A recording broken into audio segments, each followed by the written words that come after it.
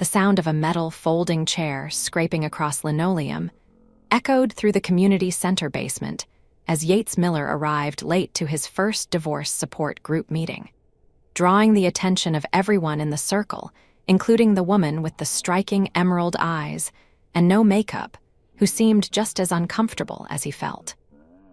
"Sorry," he mumbled, sliding into the empty seat, balancing a worn leather notebook on his knee and trying to ignore the coffee stain on his khaki, pants a parting gift from his 6-year-old daughter Emma's breakfast mishap before he dropped her at school. Yates had never imagined at 34 he'd be sitting in a circle of strangers discussing the dissolution of his 8-year marriage.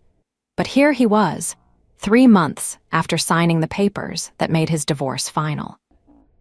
The group facilitator, a soft-spoken woman named Deanne with gray-streaked hair and kind eyes, nodded encouragingly. "We were just doing introductions. Would you like to share your name and perhaps why you're here today?" Yates cleared his throat. "I'm Yates Miller. My divorce finalized 3 months ago. I have a daughter, Emma. She's 6. I'm a high school English teacher and I'm—" He paused, searching for words. "I'm trying to figure out how to be a good dad while only seeing her 3 days a week." Several heads nodded in understanding. When the introductions continued, Yates found himself studying the woman across from him. Unlike several others who appeared professionally dressed, she wore simple jeans and a plain navy sweater. No jewelry except a simple watch. Her dark hair was pulled back in a practical ponytail, and there was something quietly dignified about her, despite the shadows under her eyes that matched his own. "I'm Vivian Neal," she said when her turn came, her voice surprisingly steady. "My divorce was finalized 6 weeks ago after 15 years of marriage. No children." She offered nothing more, and Deanne didn't push. After the meeting, Yates lingered, pouring a cup of the terrible coffee more for something to do with his hands than any desire to drink it. He noticed Vivian standing near the door, texting on her phone an older model with a cracked screen. "First meeting?" he asked, approaching carefully, not wanting to intrude. She looked up, offering a small smile that didn't quite reach her eyes. "That obvious." "Takes one to know one," he replied, lifting his cup. "This is possibly the worst coffee I've ever tasted, and as a teacher, that's saying something." The comment earned him a genuine chuckle. "I was just thinking the same thing. I'm Vivian, by the way." "Yates." He shifted his weight, suddenly aware of the hole in the elbow of his sweater. "There's a decent coffee shop around the corner if you'd rather talk somewhere that doesn't smell like disinfectant and regret." Vivian hesitated, then nodded. "That would be nice, actually." The coffee shop was a small, locally owned place called Billionaire. As they settled into a corner table with their drinks, Yates noticed how Vivian scanned the menu prices before ordering just a plain coffee. "So, high school English teacher?" she asked, wrapping her hands around her mug. "Going on 12 years now. Same school, same classroom. I teach American literature to juniors and seniors." He sipped his coffee. "What about you?" "I'm between things at the moment," she answered vaguely. "Starting over." There was something in her hesitation that made Yates think there was more to the story, but he didn't press. "Starting over. That seems to be the theme of my life lately. Emma, my daughter, she asked me last week if I was going to get a new wife." Kids have a way of cutting right to the heart of things. Vivian's expression softened at the mention of his daughter. "How is she handling everything?" "Better than me, some days. She's with her mom most of the time. Carrie, my ex, she got a job offer in Seattle. They're moving next month, which means I'll go from seeing Emma 3 days a week to maybe once a month if I'm lucky." He hadn't meant to share so much, but something about Vivian's attentive silence made it easy to talk.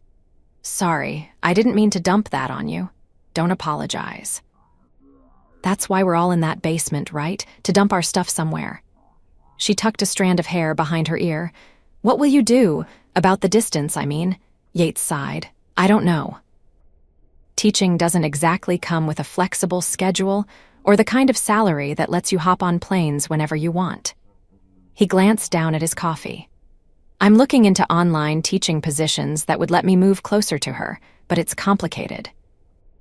They talked for nearly 2 hours, carefully navigating around the raw edges of their divorces, finding common ground in unexpected places. Vivian had a dry wit that caught him off guard, making him laugh more than he had in months. When she mentioned she was looking for work, Yates suggested a few local businesses he knew were hiring, including the bookstore where he sometimes picked up weekend shifts to supplement his teaching income. "It's not much, but the owner, Martha, is great, and the employee discount is decent," he explained. "I'll look into it," Vivian said, something unreadable flickering across her face. When they finally parted ways, Yates found himself hoping he'd see her at the next meeting. There was something about Vivian Neal that intrigued him, a quiet strength beneath her reserve. What Yates didn't know was that Vivian's between-things status wasn't quite what it seemed. The following morning, Vivian sat in her sparsely furnished apartment, laptop open to a secure banking portal displaying numbers with significantly more zeros than a typical checking account. Her phone rang, and she answered it with a practiced professionalism that would have surprised Yates. "Yes, Timothy, I understand the board's concerns," she said, pacing the length of her small living room. "But I stand by my decision to step back temporarily. After what happened with Robert and the divorce I need." She paused, looking out the window at the ordinary street below. "I need to remember who I am without all of it." Timothy, her longtime legal counsel and one of the few people who knew where she was staying, sighed audibly. "The Neal Tech Board won't wait forever, Vivian.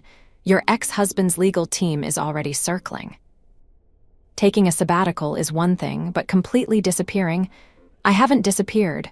I've simplified. There's a difference."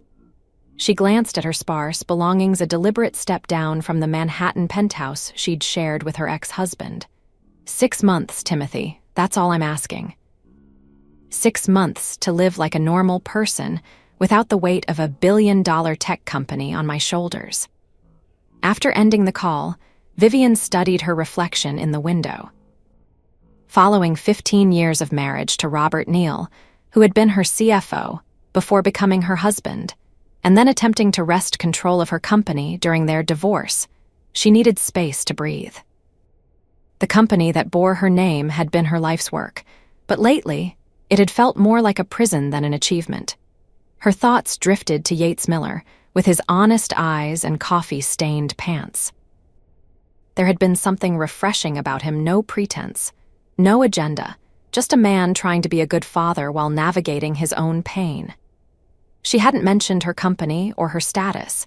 It had been nice to be just Vivian for a change. The next week, Yates arrived at the support group early, trying not to look too eager as other members filtered in. When Vivian appeared, wearing another simple outfit, this time a gray sweater and black pants, he felt an unexpected flutter of pleasure. After the meeting, they returned to being there, falling into conversation as if they'd known each other for years rather than days. When Yates mentioned his upcoming weekend shift at the bookstore, Vivian surprised him. "I actually went in yesterday and talked to Martha," she said. "I start on Monday. Part-time for now." "That's great," Yates exclaimed, genuinely pleased. "Martha's awesome. You'll like working there." "It's been a long time since I've worked for someone else," Vivian admitted. "It's humbling." Over the next few weeks, their post-meeting coffee dates became a routine, gradually extending into occasional dinners and weekend walks in the park. Yates found himself looking forward to seeing Vivian more than he cared to admit. There was still so much about her that remained a mystery. She rarely talked about her past or her marriage, but he enjoyed her company too much to push. One Saturday, Yates brought Emma to the bookstore during Vivian's shift. His daughter, a precocious first grader with her father's dark hair and curious eyes, immediately took to Vivian. "My dad says you know all about the good books," Emma declared, looking up at Vivian with open admiration. Vivian knelt to Emma's level, treating her with the same seriousness she would an adult. "I'm still learning, but I do know where to find the best adventures. Would you like me to show you?" As Vivian led Emma to the children's section, Yates watched them with a warmth spreading through his chest. The way Vivian engaged with his daughter, asking questions and listening intently to Emma's answers, touched something deep inside him. Later, as they were leaving, Emma tugged on his hand. "I like your friend, Daddy. She doesn't talk to me like I'm a baby." "I like her too, kiddo," Yates admitted, realizing just how true that was. The following Friday, Vivian invited Yates to dinner at her apartment, the first time she'd extended such an invitation. When he arrived, he was struck by the simplicity of her space. It was clean and tastefully furnished, but notably sparse, as if she hadn't fully moved in despite having lived there for months.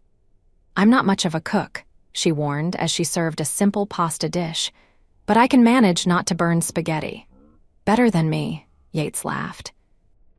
"Emma says my specialty is calling for pizza." As they ate, Vivian seemed distracted, pushing her food around more than eating it. Finally, she set down her fork. "Yates, there's something I should tell you," she began, then hesitated as her phone rang. Glancing at the screen, she frowned. "I'm sorry, I need to take this. It's my lawyer." Yates nodded, trying not to show his concern as Vivian stepped into the other room. Her voice was too low to make out words, but the tension was evident. When she returned several minutes later, her expression was troubled. "Everything okay?" He asked gently. "Not exactly," Vivian sighed, sitting down heavily. "My ex-husband is contesting our settlement agreement. Again, he's making things complicated." Yates reached across the table to cover her hand with his. "I'm sorry, is there anything I can do to help?" "Just this," she said softly, turning her hand to hold his. "Just being here, being normal. You don't know how valuable that is to me right now." Whatever she had been about to tell him seemed forgotten as they cleared the dishes together, their conversation shifting to lighter topics. Later, as they sat on her small couch watching a documentary, Vivian gradually relaxed against him, eventually falling asleep with her head on his shoulder. Yates looked down at her peaceful face, struck by how young she appeared in sleep, the worry lines smoothed away. He carefully tucked a throw blanket around her, not wanting to wake her by moving, and allowed himself to drift off as well. He woke at dawn to find Vivian already up, making coffee in the kitchen. There was something different about her this morning, a resolute set to her shoulders. "I need to go out of town for a few days," she said without preamble. "Business I can't avoid any longer." "Of course," Yates nodded, trying to ignore his disappointment. "Everything okay?" "It will be," she said, handing him a mug. "When I get back, there are some things I need to explain. About me, about my life before I came here." The cryptic statement lingered between them as they said goodbye, Yates heading home to prepare for a day with Emma. Something told him Vivian's explanation would change things between them, though he couldn't imagine how. 3 days passed with only brief text messages from Vivian. Then, on the 4th day, Yates was grading papers in his classroom after school when his phone buzzed with a news alert. His blood ran cold as he read the headline. Neil Tech CEO returns after mysterious absence, crushes ex-husband's takeover attempt. The accompanying photo showed Vivian dressed in an elegant black suit, addressing a room full of reporters. The article referred to her as tech mogul Vivian Neil, founder and CEO of Neil Technologies, estimated net worth $2.3 billion. Yates stared at his phone in disbelief. The woman who worked part-time at a bookstore, who worried about coffee prices, who drove a 10-year-old Honda was a billionaire. It didn't make sense. His phone rang. Vivian's name flashed on the screen. "I can explain," she said when he answered, her voice tight with anxiety. "I should have told you sooner." "You think?" Yates replied, trying to process the revelation. I don't understand, Vivian. Why the secrecy? Why work at a bookstore for minimum wage when you're worth billions? Can we meet, please?"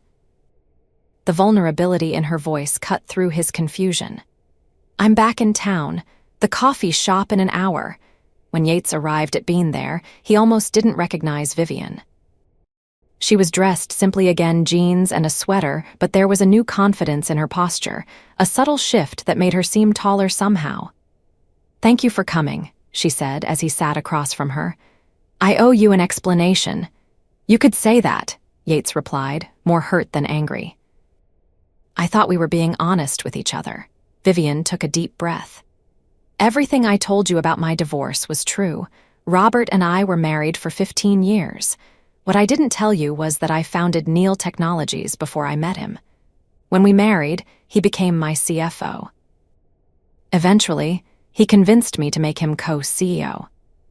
She explained how her ex-husband had manipulated company resources, how the divorce had become a battle for control of her life's work, and how she'd needed space away from the spotlight to regain her perspective. After the settlement, I needed to remember who I was without the company, without the money, without the pressure. So I came here, rented a normal apartment, got a normal job.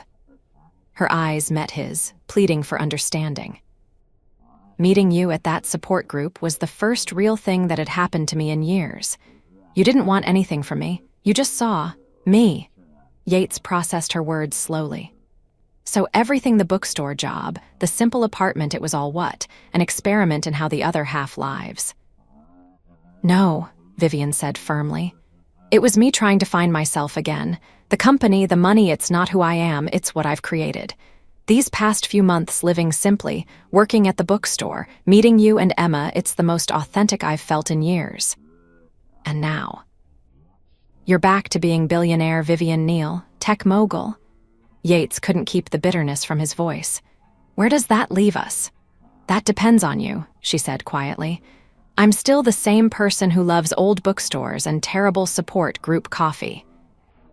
The same person who thinks your daughter is the most delightful human on the planet. The same person who's falling in love with an English teacher who wears sweaters with holes in the elbows. The word love hung between them, unexpected and weighty. I need some time to think, Yates finally said, standing. This is a lot to process. Vivian nodded, disappointment evident in her eyes but respecting his need for space. For the next week, Yates wrestled with his feelings. He missed Vivian terribly, but he couldn't reconcile the woman he'd grown to care for with the powerful CEO from the news.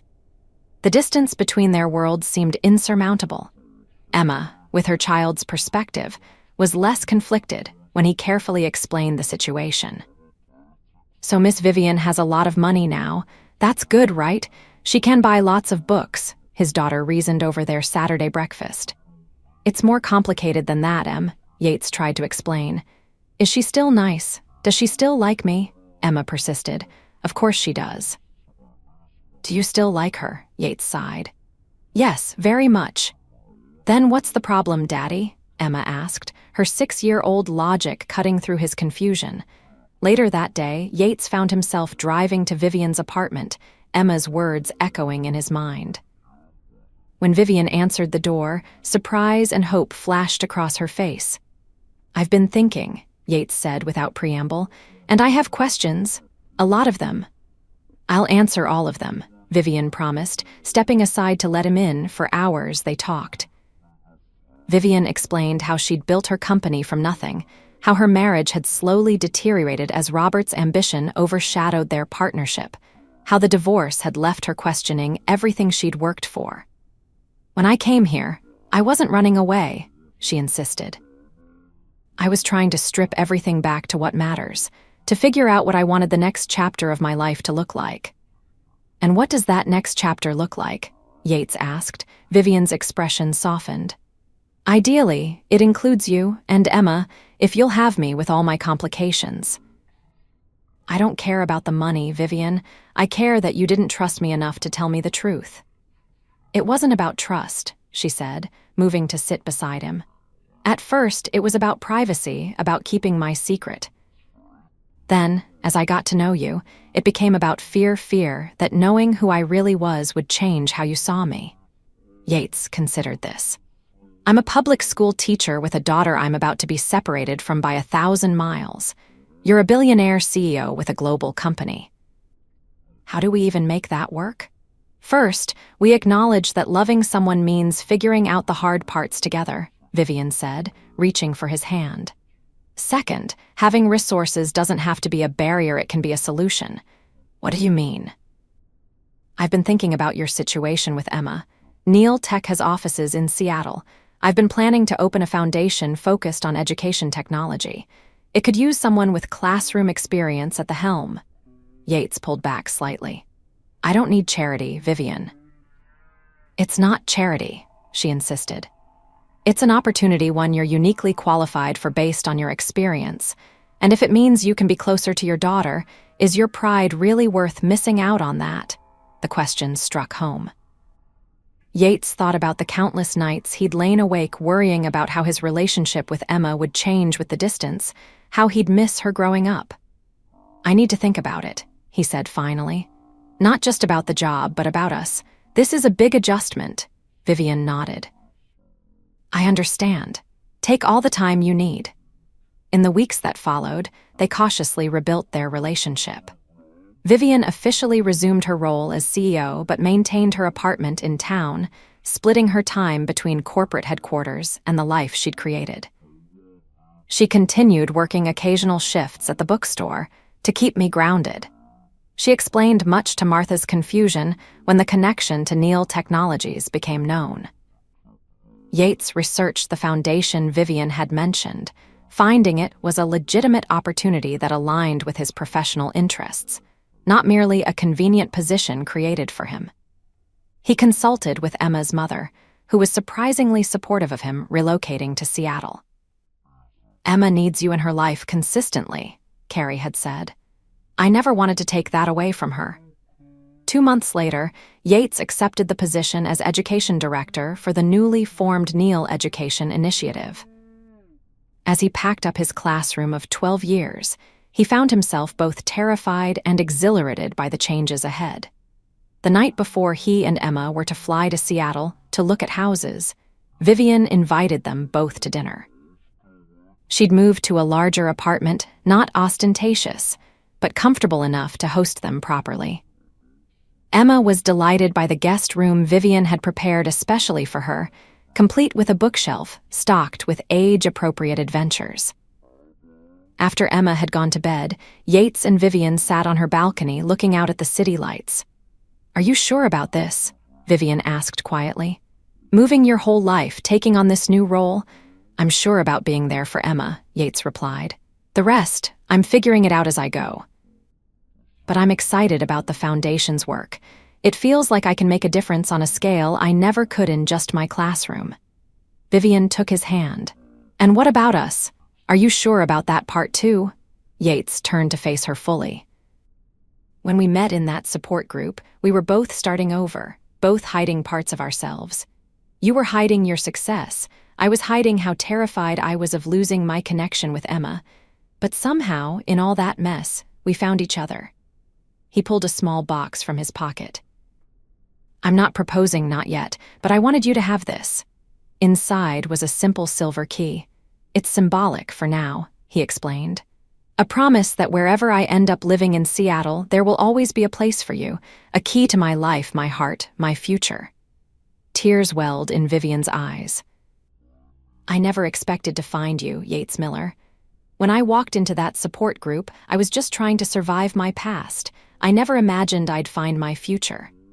We're both starting over, he said, drawing her close, but this time we're doing it together. 6 months later, Yates was settled in Seattle, living in a comfortable home just 15 minutes from Emma's school. The Neil Education Initiative was thriving under his leadership, developing innovative programs for underserved schools. Emma split her time between her parents' homes, thriving with the stability of having both parents nearby. Vivian had restructured her company to allow her to work primarily from the Seattle offices, flying to New York only when necessary. She and Yates had fallen into a comfortable rhythm, their relationship deepening as they navigated their new reality together. One evening, as they prepared dinner in Yates' kitchen while Emma did homework at the dining table, Vivian looked around at the domestic scene with a sense of wonder. A year ago, I was sitting in a divorce support group, pretending to be someone I wasn't, she mused. If you had told me then that I'd find this kind of happiness, I would never have believed it. Yates smiled, pulling her into his arms. Sometimes the best new beginnings come from the worst endings. Emma looked up from her homework, observing them with approval. Are you guys going to get married? Jenny at school says her mom and stepdad got married, and now they're having a baby. Vivian and Yates exchanged amused glances. One step at a time, kiddo, Yates laughed, though the idea warmed him more than he expected. Later that night, after Emma was asleep, they sat on the back porch swing, talking about the future, a future that, despite all odds and complications, they were building together. I've been thinking, Vivian said, nestling against his side, about what Emma said about marriage. Oh, Yates tried to keep his tone casual despite his racing heart. I think she might be onto something. Vivian turned to face him, her expression serious. I know it hasn't been that long, but when you know, you know, and I know I want to build a life with you, Yates. Even with all my teacher cardigans and complete lack of business acumen, he teased. Especially because of those things, she replied. You keep me grounded in what matters. Yates pulled her closer. And you remind me that starting over doesn't mean settling for less sometimes, it means finding what you never knew you needed. Under a sky full of stars, the former English teacher and the billionaire CEO, two people who had found each other at their lowest points, embraced the future they were creating together. Not because of their differences or in spite of them, but because at their cores, they recognized in each other the same fundamental truth. That love, when it's real, doesn't see bank accounts or job titles, it sees only possibility. And sometimes, the most genuine connections form in the most unexpected places, like a folding chair in a support group, where two people came to heal from their pasts and accidentally found their future instead.